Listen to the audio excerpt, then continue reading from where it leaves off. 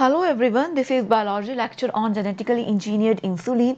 आपने last slide में पढ़ा था इंसुलिन के बारे में, उसका मॉलिक्यूलर स्ट्रक्चर्स, कि उसमें टोटल कितने अमीनो एसिड प्रेजेंट होते हैं और उसको वो कैसे कनेक्टेड रहते हैं आपस में। और सबसे पहले जो अमीनो एसिड है, ये जो आपका इंसुलिन है, सबसे पहले ये एक्सट्रैक्ट हुआ था कहाँ से?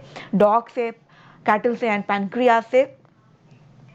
लेकिन ये एक सफिशिएंट नहीं था, क्योंकि अगर हम कैटल और पिग से ये एक्सट्रैक्ट कर रहे थे तो इससे क्या हो रहे थे, काफ़ी ज़्यादा सेंसिटिविटी रिएक्शंस और साइड इफ़ेक्ट्स भी ह्यूमन बींग्स में प्रोड्यूस होने लगे। तो हमने एक न्यू सोर्स का विद इन टाइम, एक new source of alternative source of human insulin का सोचा। वो था हमारा रिकम्बिनेंट डीएनए टेक्नोलॉजी के through. So here we start the genetically engineered insulin. तो insulin basically it is a protein, although it is a hormone. ये hormone है और जो कि सिंथेसाइज होता है from the beta cells of A pancreas से।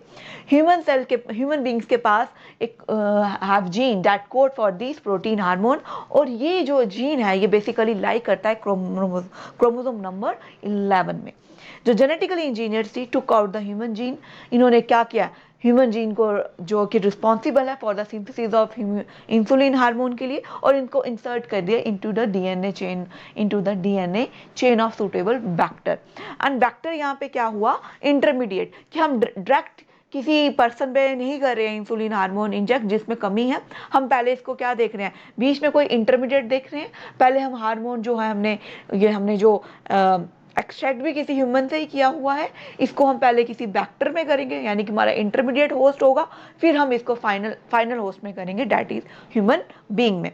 तो यहाँ पे जो बैक्टर था ये कौन सा था, ई कोलाई सेल। अब बेसिकली इसमें स्टेप्स बहुत इन्वॉल्व हुए हैं। तो यहाँ पे स्टेप्स देखो, सबसे पहले एक तरफ है यहाँ पे ह्यूमन सेल और एक तरफ है यहाँ पे बैक्टीरियम। तो अब यहाँ पे ह्यूमन सेल में हमने क्रोमोसोम, यही ऑफकोर्स हमारा 11 है, जो कि कोड करता है फॉर जीन इंसुलिन के लिए। ये हमने आइसोलेट किया, यही वाला अपना क्रोमोसोम। और human gene responsible for the insulin production के लिए, दिस वन। दूसरा हमने बैक्टीरियम लिया, कौन सा, इकोलाई। आपको पता है कि इकोलाई के पास अपना तो क्रोमोसोम रहता ही रहता है, इसके अलावा इसके पास एक्स्ट्रा डीएनए क्रोमोसोमल प्रेजेंट रहता है। ये सर्कुलर इन शेप होता है, दैट इज योर प्लाज्मिड। ये लिया हमने प्लाज्मिड आइसोलेट किया, और बाकी हमने बैक्टीरियम रहने दिया। अब हमने क्या किया, ये सर्कुलर इन शेप है, इसको हमने कट भी लगाना पड़ेगा। हमने प्लाज्मिड को कट किया भी स्पेसिफिक रिस्ट्रिक्शन एंजाइम्स के साथ।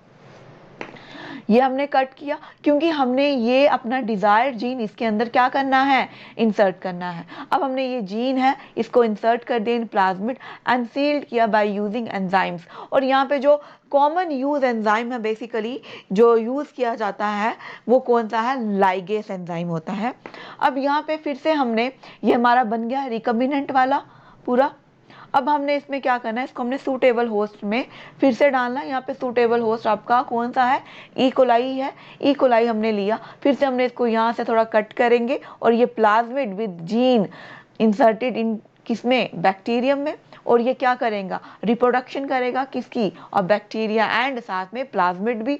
और इसके कारण प्रोडक्शन ऑफ इंसुलिन हार्मोन्स हो जाएगी लार्ज क्वांटिटी में। और यही थ्रू हम इंजेक्शंस के थ्रू उस पर्सन में डालते हैं जिनमें क्या होती है, इंसुलिन की कमी रहती है।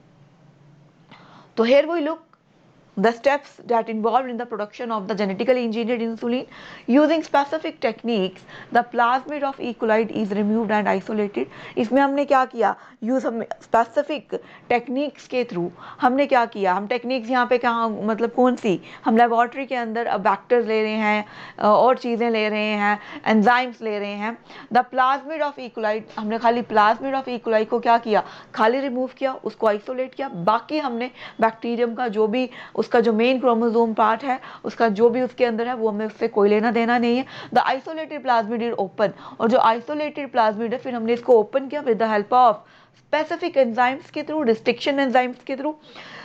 और द नेक्स्ट स्टेप में third one, the segment of DNA which codes for, हमने देखा था डायग्राम में भी, the segment of DNA which codes for human insulin, ठीक है, उसको हमने इंसर्ट किया in the open side of the bacterial plasmid में।